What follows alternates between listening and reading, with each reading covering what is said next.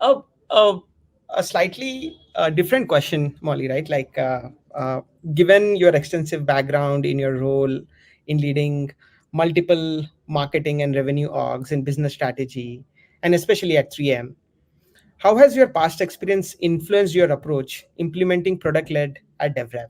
Because that's for a different thing, and all of a sudden, as you mentioned, it's a tech environment. So how that has influenced you? Would love to learn that. Yeah, I mean, it's like put yourself in a really uncomfortable position, right? Yeah. All I knew was sales-led growth. That's really all that I had ever had exposure to in my 20-year career.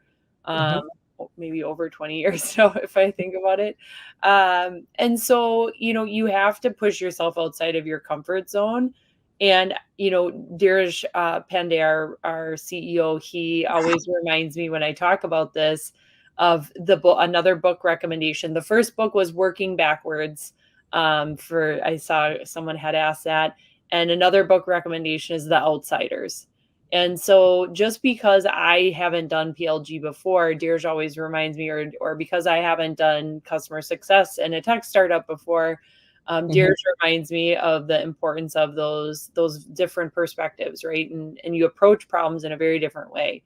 Mhm. And so, for me, I think the what opened my eyes a lot as I was learning about PLG and trying to figure out what is this thing? How do we do it? It made me realize how much lost opportunity there is when you are purely new customer demand generation oriented and not thinking about how you extract more value over time with Mhm. a user. And so a user or an account, right? For example. And so that's how I really think about this balance even of SLG and PLG, and how you think about what even the customer success and support function should be Mhm. thinking about and focused on, in addition to how you drive and generate new sales and new business. And this yin and the yang, right? That's how you maximize value for a company, is being able to do both very, very well. And I think you have to have really clear ownership as well, across the teams of people to know exactly, who should be doing what and what their focus should be. And it's a team sport, right? Everybody has to help everywhere. I help with new customer acquisition all the time, but Uh, my main focus with my team, right, is like, what are our customers doing today? Whether they're PLG or SLG, how do we help them extract more value from DevRev? Got it. Got it. Cool. Molly, a follow on to that, right?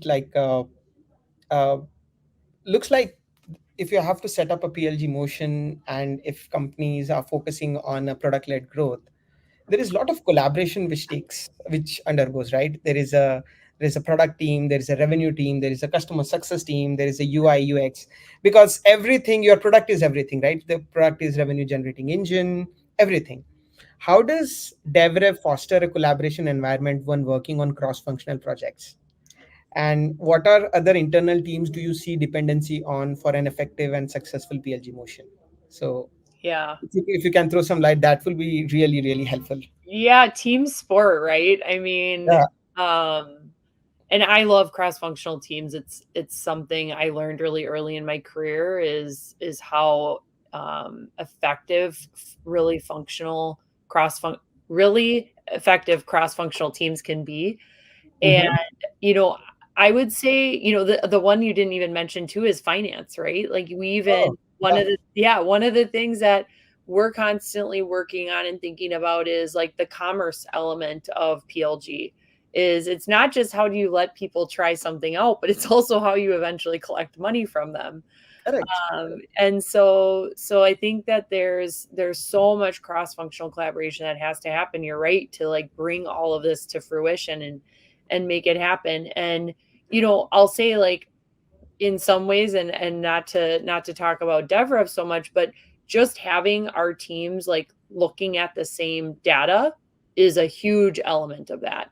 And then I think it's like really setting up a cross-functional team. We actually just had a speaker in Mike Robbins, who's an author as well, Yeah. and he was great. And what he talked about is who's your peer group? Who do you, and like, you feel like their peer group, do they feel like you are their peer group?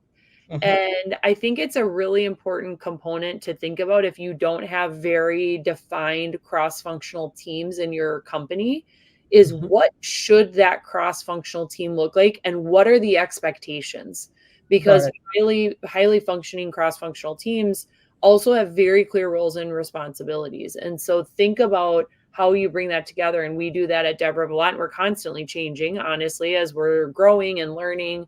But think about how that comes together, and that then you're bringing all those different perspectives into one place with a common goal. Got it. Very, very insightful, Molly.